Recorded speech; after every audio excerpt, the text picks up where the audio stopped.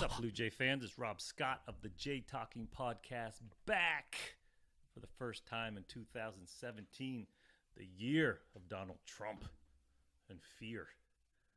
But the only thing I fear is the 2017 version of the Blue Jays. Now, I haven't paid much attention over the offseason, I'll be honest. And since we're celebrating fake news, I'm just going to make up some shit too. I'm not going to do as much homework as I need to do. And I'm just going to play by ear and hope that I trick you all. But I am going to get into it, and I'm going to start with the 40-man roster. We're just going to look it over, and I'm going to break it down by relief pitchers first. A couple days later, I'm going to do the starting staff and the hitters. So let's jump right into it. We're going to look at the Blue Jays relief corps. Now, I'm tired of hearing that you can just throw together a bullpen. You cannot just throw together a bullpen, especially in this age when complete games are dying and the relief role is more important than ever. How many teams did not throw a complete game last year? I'm going to say 9 to 10, but again, I don't have time to do homework. This isn't my job. I'm just throwing that shit out there, but I think it's 9 to 10. The Blue Jays did not have a complete game last year. So what you conclude from that is the bullpen is more important now because pitchers aren't going as deep. You can't just throw shit at the wall and expect it to stick and stop the bats from driving in runs. I don't remember what the numbers were, but I did the research last year, going back 5-6 seasons into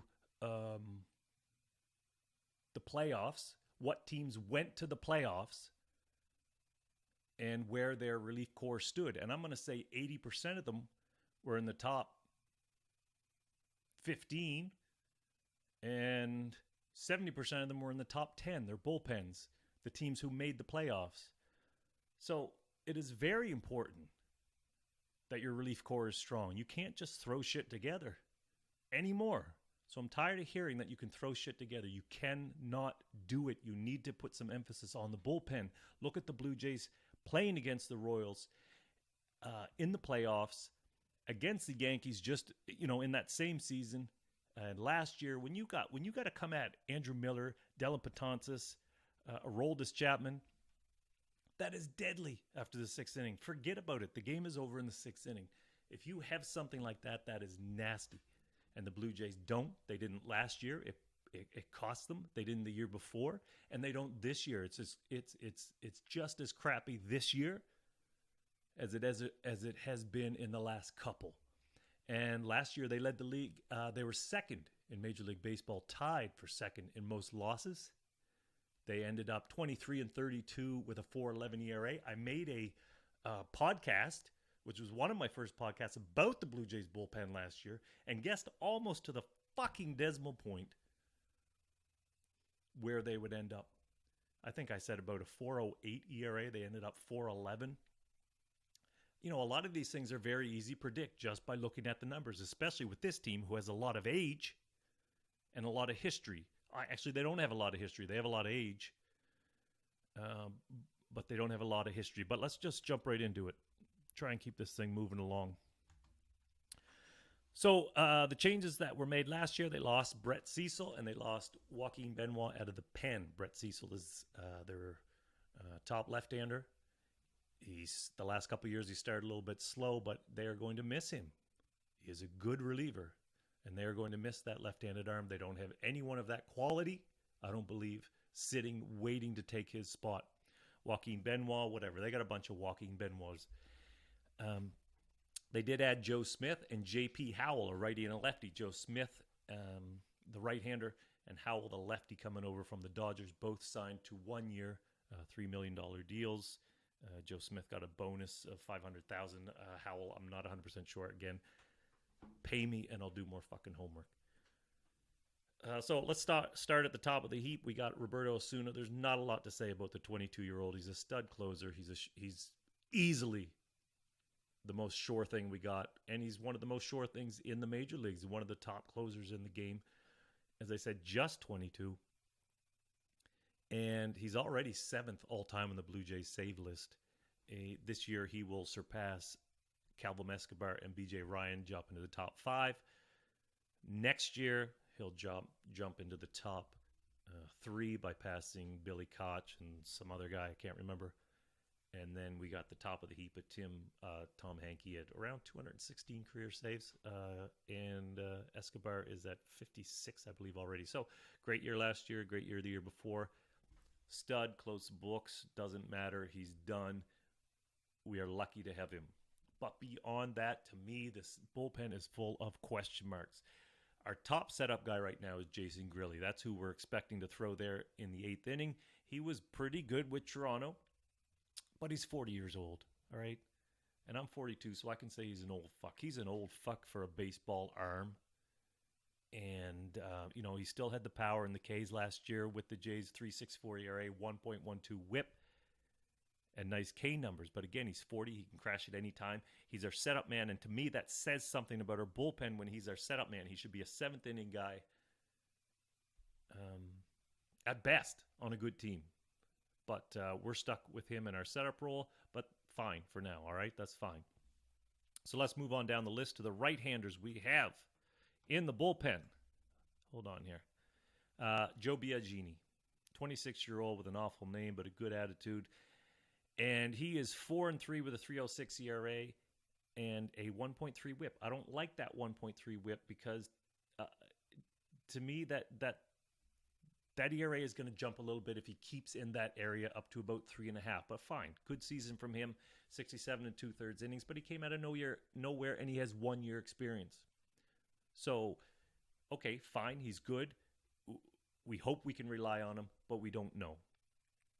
There's not enough evidence to suggest what he is. We went out and got Joe Smith, 32-year-old.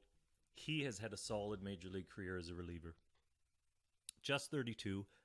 But his best years were in 2011 and 2014, and his numbers are going in the opposite direction. And his ERA and opponent batting average are on the rise. Now he's coming over to the AL Beast, and we will see what Lions are waiting for him. Will those numbers keep going in the wrong direction? My guess is yes, they will keep going in the wrong direction. But he's another right-hander to go with. So we got Biagini, we got Joe Smith. Those guys are going to be 7-inning guys, stretching to get us to the 8th. And then you also have of guys who I think will be in that pecking order of getting some innings, Bo Schultz and Ryan Tepera, both with very few major league innings, both with little history. I like Tepera the best of the two. In 2 small sample sizes with the Jays, he's got a career 3.16 ERA, 2.08 opponent batting average, but that was 2.33 in 2016 and a 1.5 whip. But again, small sample size. Bo Schultz, strong arm, mid-90s fastball, and a career 2.44 opponent batting average and 1.22 whip with Toronto, career 4.54 ERA. So that one, again, I like to make the correlation between the whip and the ERA. I think if you got a small whip and your ERA is high, over the course of a lengthy sample size, that ERA is going to come down if you keep that whip in the same place. So he's got a 1.22 whip. That suggests to me the 4.54 career ERA is higher than it should be. Maybe he gave up a couple more dongs than he should have and got hit around in a couple spots. But, if he can keep up that 1.22 whip, fine. That's great. So those are the 4 right-handed options who I think are going to be the top options. On the outside of that edge, you have Danny Barnes and Chris Smith.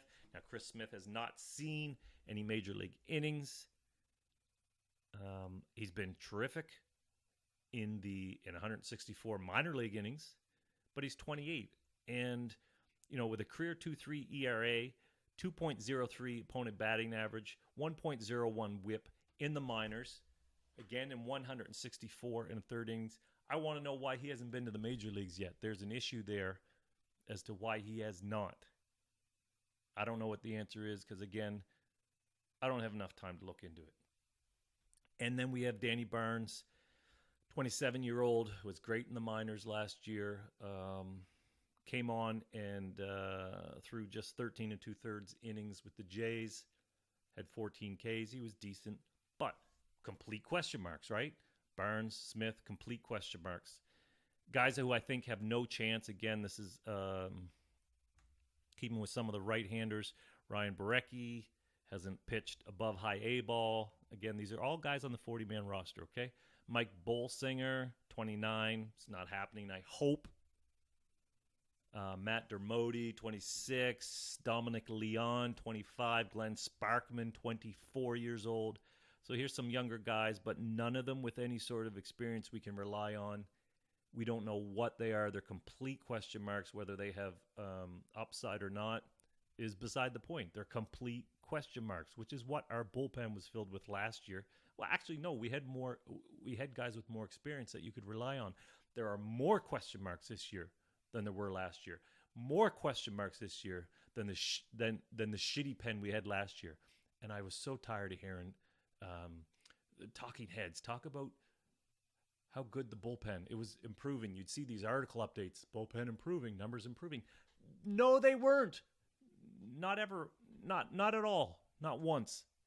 The numbers kept getting worse as the season went on. And I kept complaining about it. And Twitter dicks would just call me names. Tell me I don't know anything.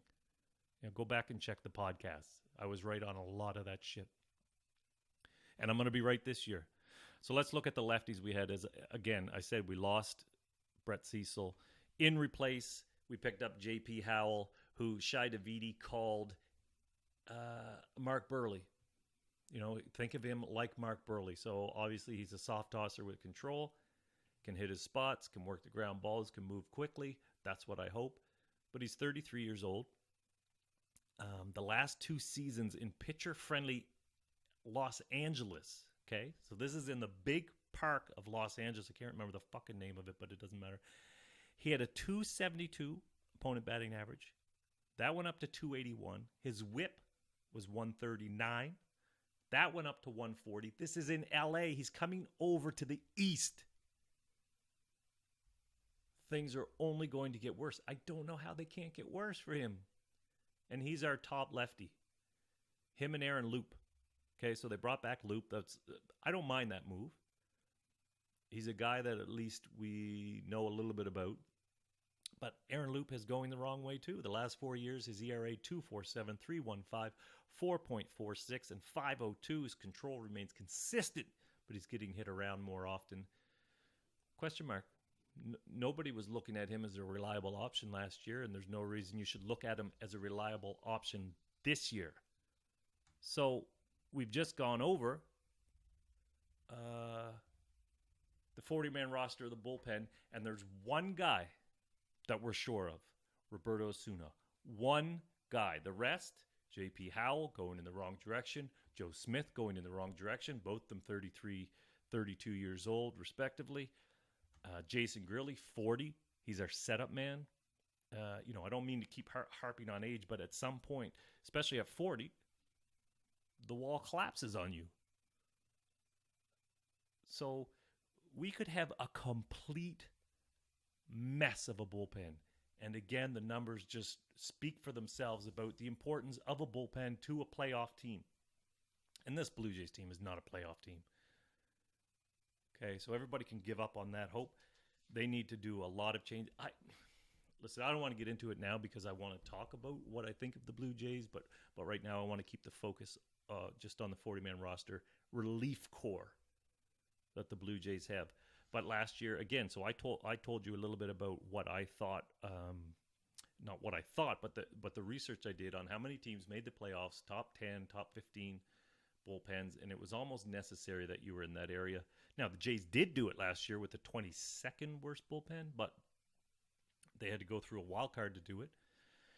And last year, 5 of the 6 bullpens made the playoffs and wild cards. The 5 of the top 6 bullpens, just from last year, made either a wild card or the playoffs. So again, it's extremely important. Let's stop pretending you can just piece together garbage. And we got a lot of unknown, I won't call them all garbage, but we got a lot of unknowns that could be garbage very quickly.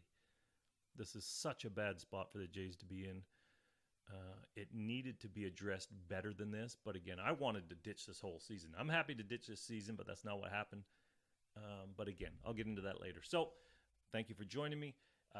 Tomorrow or the next day or 2 days later, I'll do the starting core and then the hitting core, the 40-man roster, and we'll keep playing this game back and forth. So keep checking in on me.